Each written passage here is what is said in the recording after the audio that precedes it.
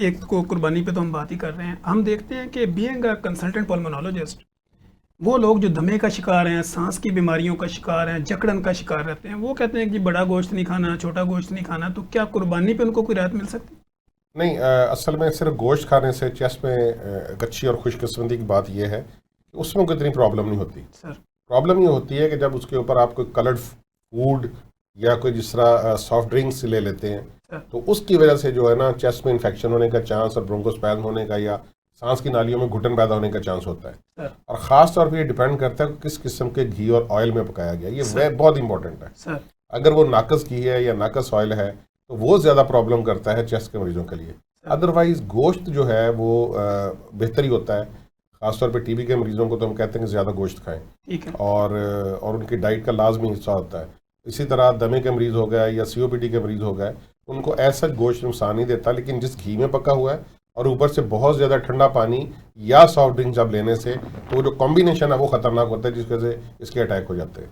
ठीक sir, sugar और blood pressure को भी चूंकि आप डील करते हैं, जी। बीइंग अ कंसल्टेंट डायबिटोलॉजिस्ट भी, तो सर उसमें जो ब्लड प्रेशर और शुगर का मरीज है वो अगर गोश्त खाना चाहे तो कितनी क्वांटिटी में खा सकता है? अच्छा, इसमें ये कहा जाता है कि 100 ग्राम पर डे, यानी कि एक पाव का आधा, तो तकरीबन 125, 125 या 100 ग्राम के करीब बनता है सर। वो ले सकता है, प्रोवाइडेड कि उसके गुर्दे ऑलरेडी ठीक काम कर रहे हैं। एक सिंपल शुगर का मरीज है और उसके किडनी को कोई नहीं प्रॉब्लम, कोलेस्ट्रॉल उसके ठीक है, हार्ट उसका ठीक है, तो शुगर का मरीज ये वाला गोश्त खा सकता है।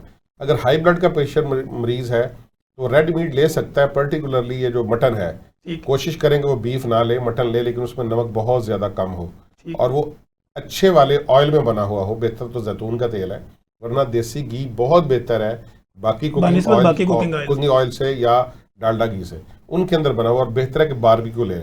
बारबेक्यू ऐसा ना हो कि वो जला हुआ हो, बल्कि वो 4 से 6 जो इंच का फासला होता है कि उसके अंदर स्मोक का या आग का असर ना आए, वो उस हालत में उसको ले सकता है। हाँ, अगर आप लीवर के मरीज हैं, जिगर आपका सुकड़ा हुआ है, पेट में पानी है, हेपाटाइटिस बी सी आपको हुआ और उसकी वजह से आपका जिगर की प्रॉब्लम है, या आपका यूरिया क्रिएटिनिन जो कि गुर्दों में मुंह में बढ़ जाता है वो बढ़ा हुआ है, तो फिर उसमें यह है कि उसमें गोश्त ना ही खाया जाए तो बेहतर है। बिकॉज होता ही है कि जो जिगर के मरीज होते हैं जो ज़्यादा गोश्त खा लेते हैं या थोड़ा सा गोश्त भी खा लें, तो उनके बेहोशी मदहोशी के चांस, जिनको हम हेपेटिक एन्केफेलोपैथी बोलते हैं, उनके चांस हो जाते हैं, बढ़ जाते हैं। लिहाजा एक जिगर का मरीज या गुर्दों का जिसका यूरिया क्रिएटिनिन बढ़ा हुआ है, उसको चाहिए कि अपने करीबी मुआलिज से बात करके कि मुझे 1 बोटी की इजाज़त है, 2 बोटियों की इजाज़त है, ये बिल्कुल नहीं मैंने खाना, तो वो उसको चाहिए कि उसको मशवरा करके बोले। ठीक है। प्रोफेसर डॉक्टर ज़हीर अख्तर ने अपनी ज़िंदगी में पहली और आखिरी मूवी कब देखी? असल में वैसे मूवी नहीं देखनी चाहिए अगर मेरा एक स्टांस लेते हैं, लेकिन स्टूडेंट लाइफ में मैं खुद कॉलेज के ड्रामों में काम करता रहा हूँ और अल्लामा इकबाल मेडिकल कॉलेज का 94 का जब मैं 4th ईयर में था, कॉलेज कलर मेरे पास, कॉलेज कलर होता है उस साल का बेस्ट एक्टर, वो मेरे पास है। तो मैं ये कहता हूँ कि जो इस्लाही मूवी है ना, बहुत सारी इंग्लिश मूवीज ऐसी हैं, बहुत सारी हमसाए मुल्क की मूवीज ऐसी हैं कि जिसका कोई थीम बड़ा तगड़ा हो।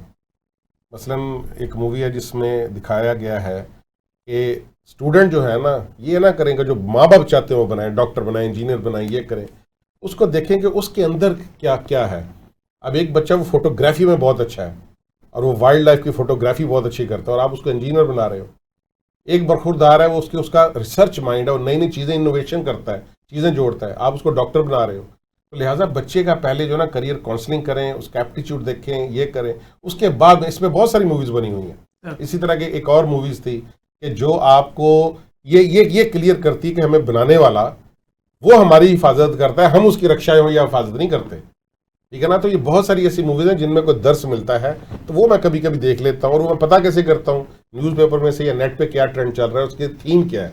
अगर थीम मुझे अच्छी लगे तो फिर उसको छोटे छोटे क्लिप्स की शक्ल में मैं देख लेता हूँ और मैं अपने स्टूडेंट्स को भी कहता हूँ इसके थीम पे मुझे मेरे साथ डिस्कस करो, बिकॉज हर मूवी बुरी नहीं होती, लोगों की सलाह के लिए ही होती हैं, तो वो फिर वो देख के उसको कर लेता हूँ। और मैं मरकर ये कहा जाए तो मैं देखता हूँ मूवी, लेकिन जिसके अंदर कोई स्ट्रॉन्ग थीम हो। ठीक।